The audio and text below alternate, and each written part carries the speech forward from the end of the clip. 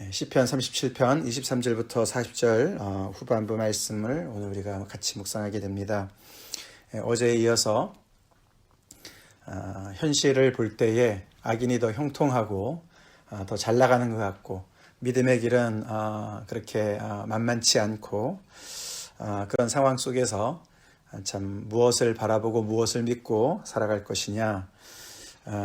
그래서 정말 특별히 젊은이들 아직은 순진해서 잘 모르고 세상을 너무나 흑백으로만 보고 그렇게 생각하는 젊은이들을 향해서 믿음의 연륜이 있고 또 인생의 연륜이 있는 어떤 그런 선배로서 어떻게 보면 교훈적인 그런 가르침을 주는 시편이다라고 볼 수가 있는데 그 후반부를 우리가 오늘 또 이렇게 묵상하게 됩니다. 이 시편 37편 또한 이렇게 히브리의 알파벳 순서대로 이렇게 쓴 글이라서 어떻게 보면 좀 이렇게 내용이 소화하기가 쉽지 않은 내용입니다. 어떤 거는 좀 반복되는 것 같기도 하고, 그래서 이렇게 딱 포커스가 있는 것 같지 않은, 대충 알겠지만 이렇게 딱딱 이렇게 논리적으로 연결되어 것 같지 않는 그런 것을 우리가 좀 볼 수가 있죠.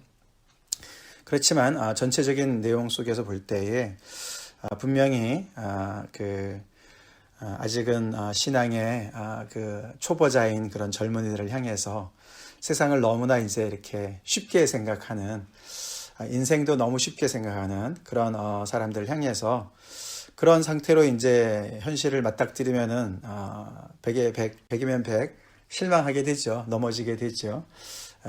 그래서 시험에 걸리게 되는데 그들을 향해서 이제 이렇게 여러 가지를 이제 당부하는 말씀이라고 볼 수 있고, 그래서 현실이 아무리 만만치 않고 생각하는 거랑 좀 다르게 펼쳐지는 것 같다 할지라도 이런 현실 속에서 계속 하나님을 바라고 그를 잠잠히 참아서 기다리는 그런 신앙생활이 얼마나 올바른 길인가, 그것이 정말 우리가 걸어가야 되는 길인가를 가르쳐주고 있습니다.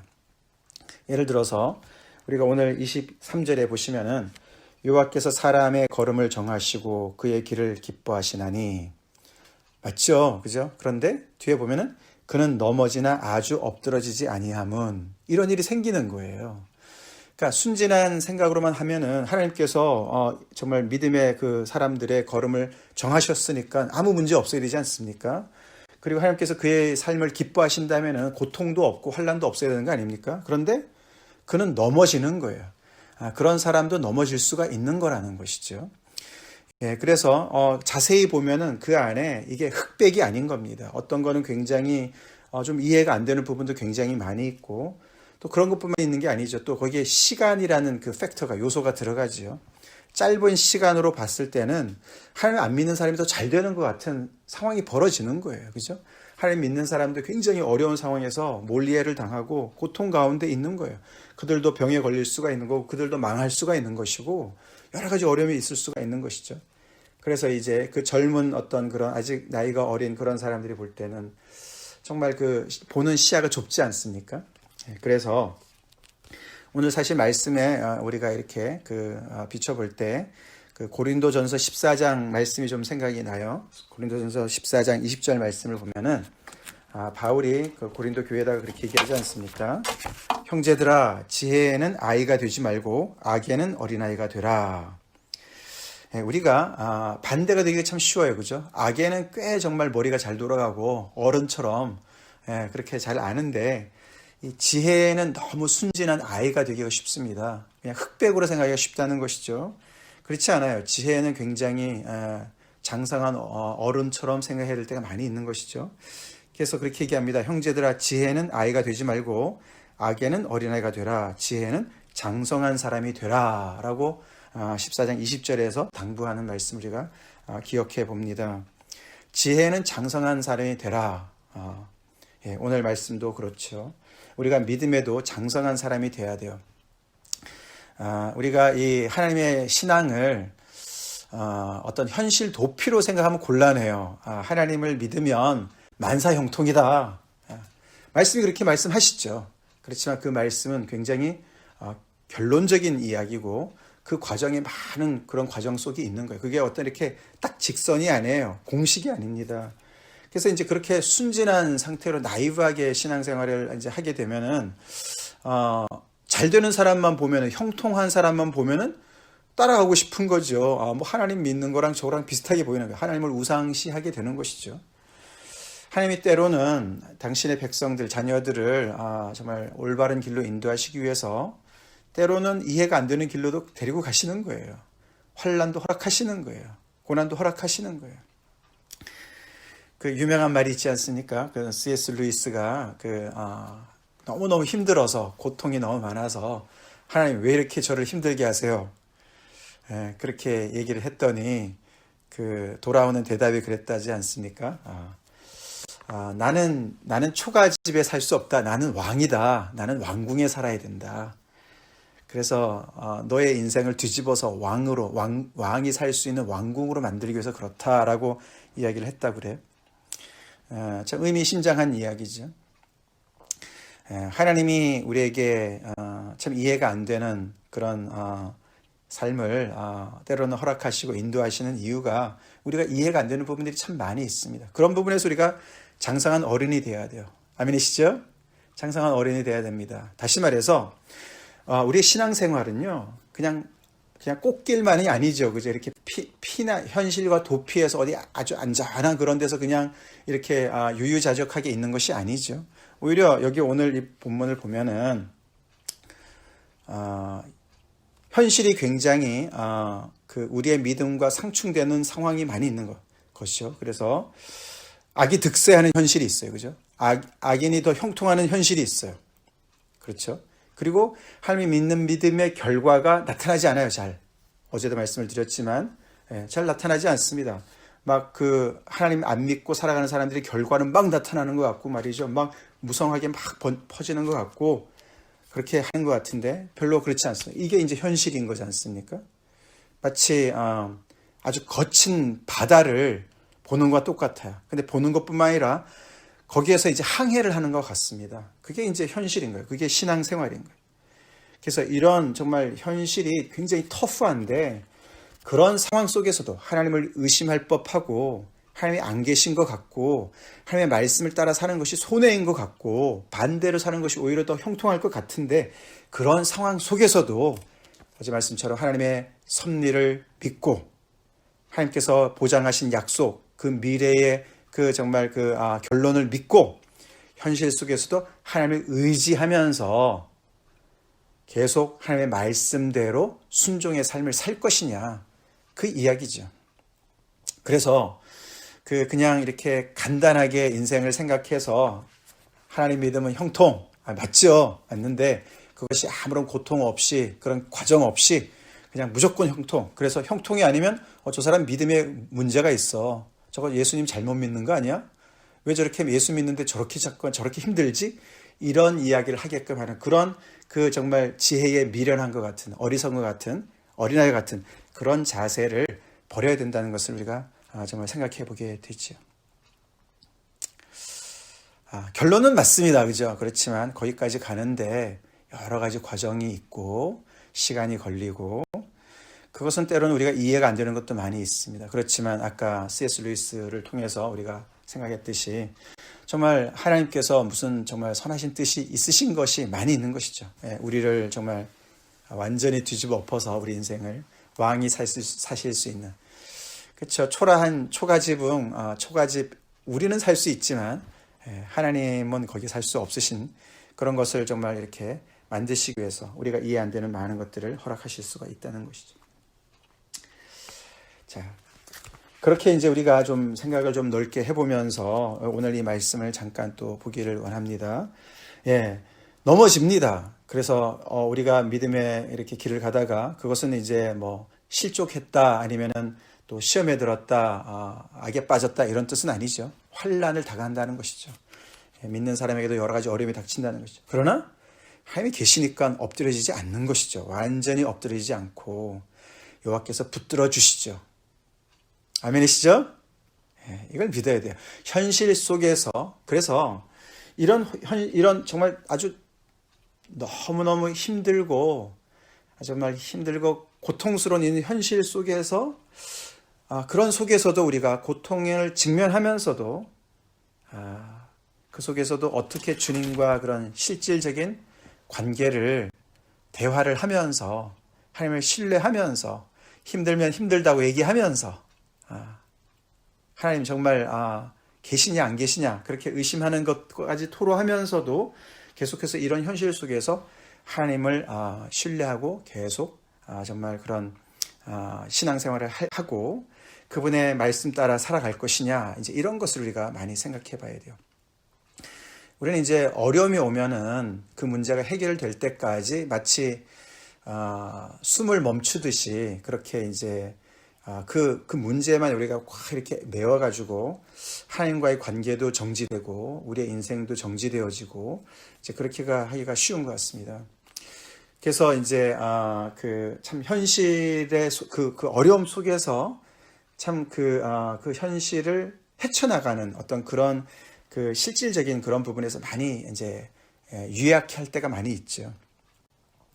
그리고 이 신앙도 우리가 자칫 잘못하면 무슨 마약같이 말이죠. 우리의 어떤 그런 고통이나 무마시키고 현실을 도피할 수 있게 하는 어떤 그런 중독제 비슷하게 생각하기 참 쉽습니다. 하나님을 믿는 신앙은 절대로 현실 도피가 아니에요. 그렇죠? 아닙니다. 이런 상황 속에서도 하나님께서 나를 붙들고 계시고 이렇게 거친 바다를 정말 그런 가운데서도 막 정말 그 파도가 치고 막 거친 바람이 불고 그래서 이 물결이 막 우리를 넘어뜨리려고 하는 것 같다 할지라도 그런 속에서도 그 두려움이 뭐 바다 속에 그 뱃속으로 들어올 수는 있을지 몰라도 내 마음 속까지는 들어오지 않게 하는 그런 하나님을 신뢰하는 이제 그런 것을 얘기하는 것이죠. 이제 그런 가운데서 이제 하나님께서 그 의인의 길을 보장해 주시고 정말 책임져 주시고 그들의 끝이 확실하고 그의 미래가 확실하다는 거 그거를 다시금 이제 계속 얘기하는 거예요. 그거는 확실하죠. 근데 거기까지 가는 과정에서 우리가 어떤 믿음을 발휘하느냐 이제 이런 것이 중요한 것이죠. 이 시편 기자가 그 젊은이들한테 이렇게 정말 그 확신을 줍니다. 그죠? 그래서 하나님께서 그들이 넘어질 때도 있지만 그들을 붙드시기 때문에 완전히 엎드리지 않을 것이고 또 하나님께서 의인을 버리지 않으시고 그들에게 정말 항상 그들을 지켜주신다. 그들을 보호하신다. 영원히 보호하신다. 그러면서 악인의 미래와 대조하죠. 그래서 그들의 미래는 굉장히 대조적이죠.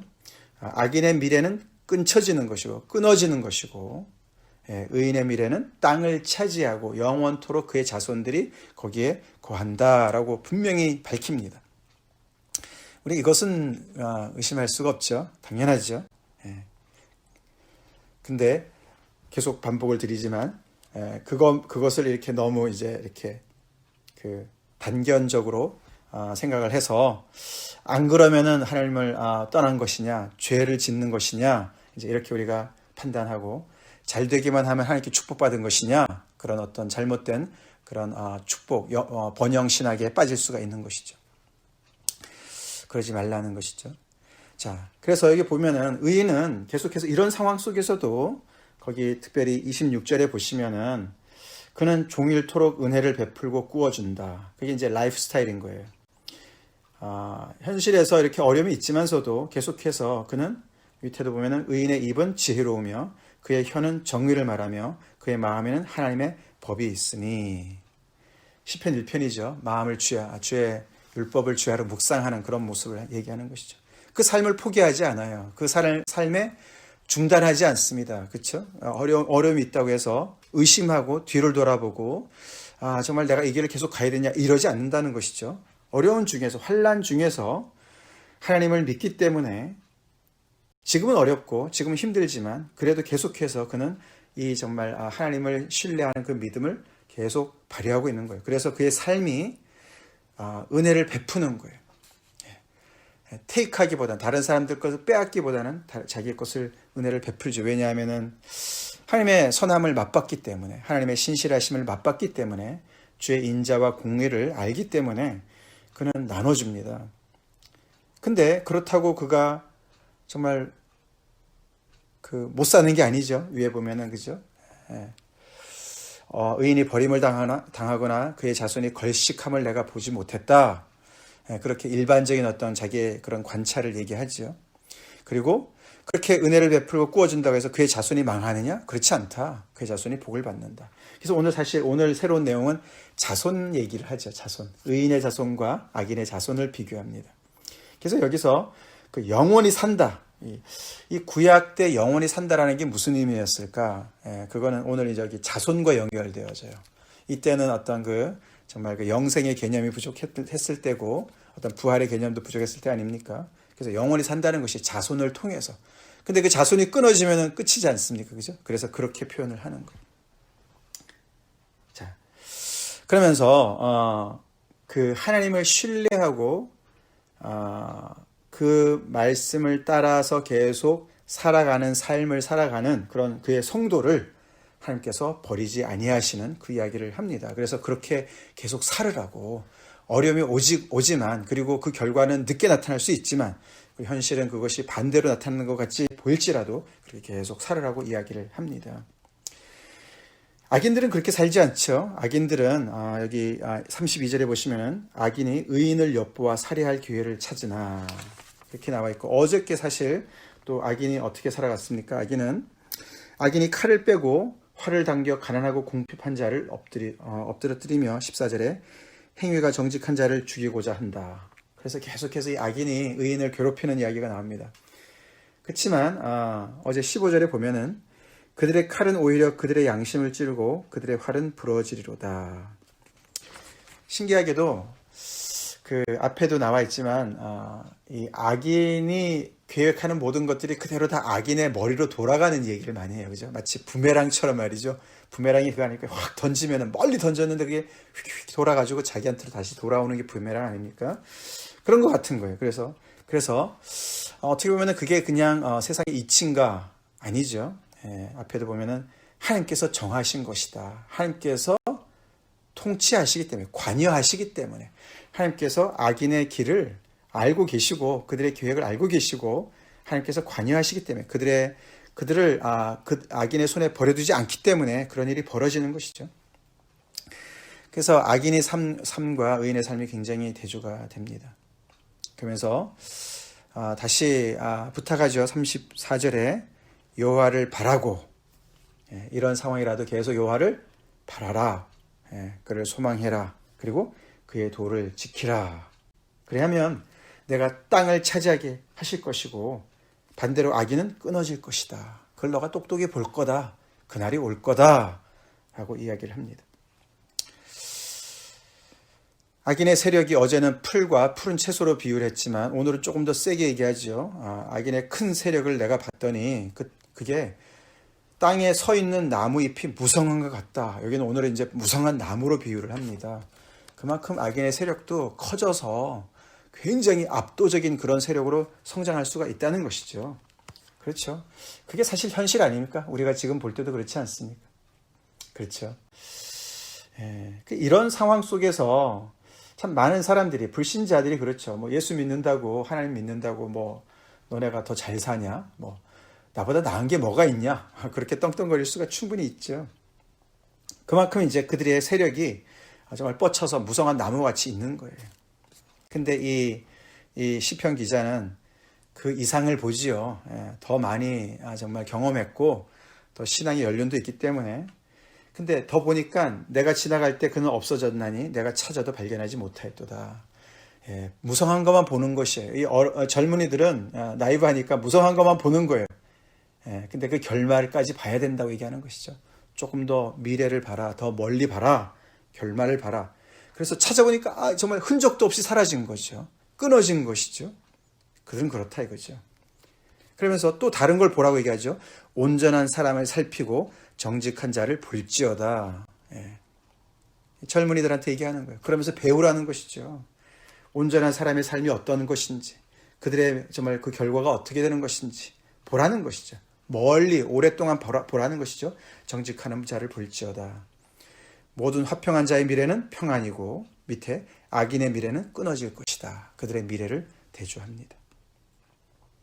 이 모든 것들이 환난 때에 요새가 되시는 여호와 때문에 그렇다라고 얘기하지요. 의인들의 구원은 여호와로부터 오나니. 그렇죠. 이것은 불변하는 진리죠. 우리는 이것을 믿고 현실을 살아가야 되죠. 그는 환난 때에 그들의 요새가 되신다. 예. 환난을 면제해 주시지는 않아요. 이걸 우리가 알아야 됩니다. 예. 그래서 환난 중에서 우리의 신앙이 성숙해지는 것이죠. 장성한 지혜가 장성한 어른처럼 되어가는 것이죠. 어려움을 통해서, 요즘 같은 이런 어려운 시절을 통해서 우리의 신앙은 그렇게 정말 흑백 논리에 사로잡혔던 어떤 그런 어린 어떤 그런 신앙에서 정말 이런 현실 속에서도 계속해서 하나님 어떻게 정말 여기서 신뢰할 수 있는가, 이런 가운데서도 정말 우리의 믿음을 어떻게 발휘하고 우리가 어떻게 정말 이렇게 정말 악에서 떠나서 선을 행하는 건가, 이런 걸 통해서 우리는 신앙이 연걸어 가는 것이죠. 그것을 얘기하는 것입니다. 여호와께서 그들을 도와 건지시되 악인들에게서 건져 구원하시면 그를 의지한 까닭이로다. 예. 구원은 미래고 신앙, 그를 의지하는, 여호와를 의지하는 것은 현재죠. 현재형이에요. 내가 지금은 안 보여도, 지금은 현실이 나를 정말 배신하는 것 같고 하나님의 말씀과 약속이 먼 미래같이 요원하게 보인다 할지라도 지금 현실에서 내가 이 어려움 속에서 나는 여호와를 의지할 거야. 나는 여호와를 신뢰할 거야. 내 길을 그에게 맡길 거야. 그게 현실인 거죠. 현재죠. 현재. 그런 가운데서 우리는 신앙이 또 지혜가 정말 성장해 나간다는 것입니다. 예, 우리의 신앙은 어떻습니까? 우리는 얼마나 신앙이 성숙합니까? 예수 믿는 거, 정말 예수 믿고 죄사함 받고 구원받는 거, 그것이 전부를 얘기하는 것입니다. 그러나 그 안에 이런 여러 가지 정말 인생의 복잡한 모든 것들을 다 포함하고 있어요. 예. 하나님께서 거하시는 왕궁을 짓기 위해서 얼마나 시간이 오래 걸리겠습니까? 그죠? 우리가 상상치 못한 많은 것들, 우리의 그런 생각들, 요소들이 얼마나 많이 깨어지고 또 깨어지고 넓혀지고 또 넓혀지고 그래야 되겠습니까? 근데 그것은 하나님이 하시는 일이고 우리는 정말 무슨 일이 벌어진다 할지라도 그 현실 속에서 미리 우리가 결론을 미리 내리고 우리의 생각 속에서 그렇게 하지 말고 하나님을 끝까지 신뢰하고 그 가운데서도 우리의 본분을 다하는 그것이 우리의 신앙의 삶이다. 하나님께서 미래는 주고 계시고 책임져 주시고 이끌어 주실 것을 우리가 분명히 정말 알기 때문에 그렇게 오늘도 살아가는 삶이 있길 간절히 축원합니다. 같이 기도하겠습니다.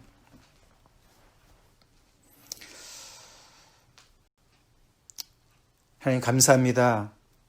우리에게 확실한 약속을 주시고 말씀을 통해서 또 우리의 선진들의 정말 그런 삶을 통해서 주님 우리에게 오늘도 현실은 어렵고 힘들다 할지라도 그 믿음의 길을 떠나지 아니하고 여호와를 의지하라고 또 이렇게 격려해 주시고 또 도전해 주신 하나님께 감사드립니다. 하나님, 이 어려운 시절을 통해서 저희가 주님과 더욱더 관계가 성숙해지길 간절히 소원합니다. 저희가 참 너무 때로는 나이브할 때가 있습니다. 조금만 어려우면은 하나님을 의심하고 또 내가 죄 지어서 그런 것이 아닌가 이렇게 참 잘못된 신앙을 우리가 가지고 있을 때가 많이 있습니다. 무조건 형통해야만 하나님의 그게 약속이니까 그렇게 우리가 시간을 무시하고 과정을 무시할 때가 많이 있습니다. 우리가 아버지 오늘 이 시편의 기자가 참 이야기하는 그런 젊은이들처럼 신앙에서 늘 그렇게 나이브한 자세로 있지 않게 도와주시고 하나님 인생의 수많은 굴곡을 포함하고 있는 이 모든 아버지 신앙 그 속에서도 무슨 일이 벌어진다 할지라도 현실이 거친 바다와 같다 할지라도 그 속에서도 정신 똑바로 차리고 하나님을 바라보며 하나님의 약속을 붙잡으며 아버지 신뢰하며 주님께서 가라고 하신 그 길을 계속해서 뚜벅뚜벅 걸어가는 저희가 되길 간절히 기도합니다. 또 그렇게 살아가고 그렇게 우뚝 서 있으며 또 아버지 우리의 믿음의 후배들에게도 그런 아버지 신앙의 유산을 물려주길 간절히 소원합니다. 주님 축복해 주시고 인도해 주시옵소서. 힘 주시옵소서.